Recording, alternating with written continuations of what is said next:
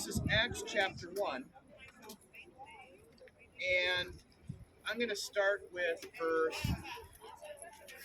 4. And if you want to follow along, great. Otherwise, if I were you, I would just sit back and listen to the words.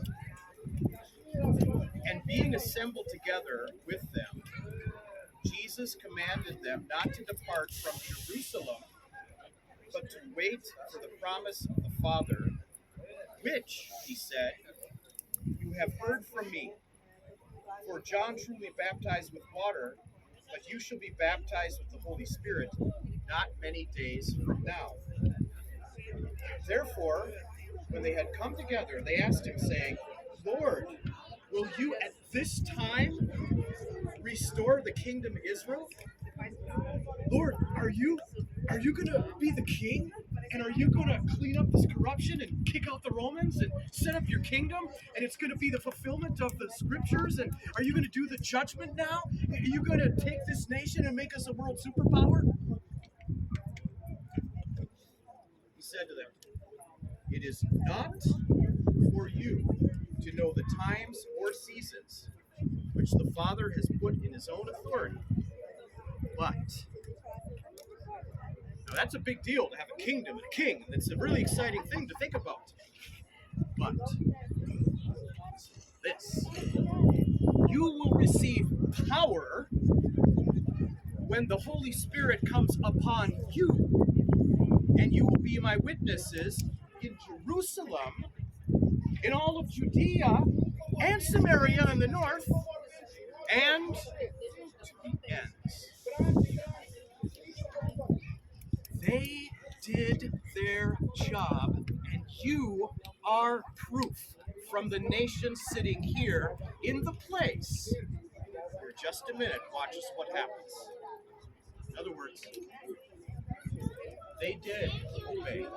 The nations believed, and it proliferated until the year 2022, where we have Filipinos, Americans, Canadians, Dutch, and every other people group here. Just a little sample proof that the gospel is unstoppable.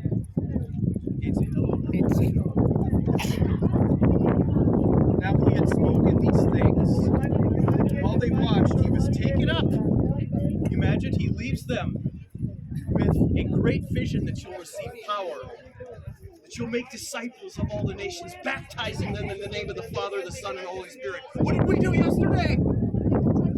And then, can you imagine? Right here. He ascended. He was already resurrected. He ascended. Now, it says here, now when he had spoken these things, while they watched, he was taken up in a cloud, received him out of their sight. And when they looked steadfastly toward heaven, as he went up, behold, two men stood by them in white apparel, who also said, Men of Galilee, why do you stand gazing up into heaven? The same Jesus who was taken up from you into heaven will so come in the manner you saw him go up into heaven. In other words, he'll come back down, which is exactly what Michael was referring to. They returned to Jerusalem from the mount called Olives.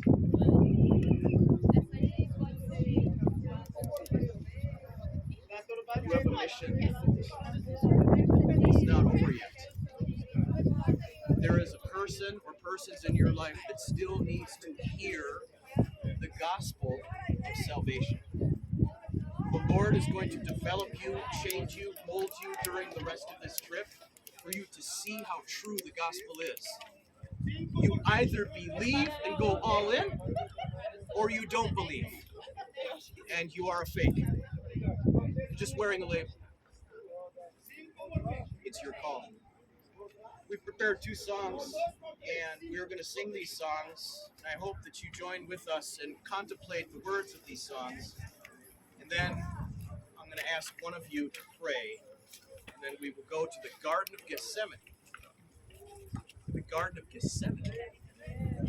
3 questions as you guys come up here. Come on up.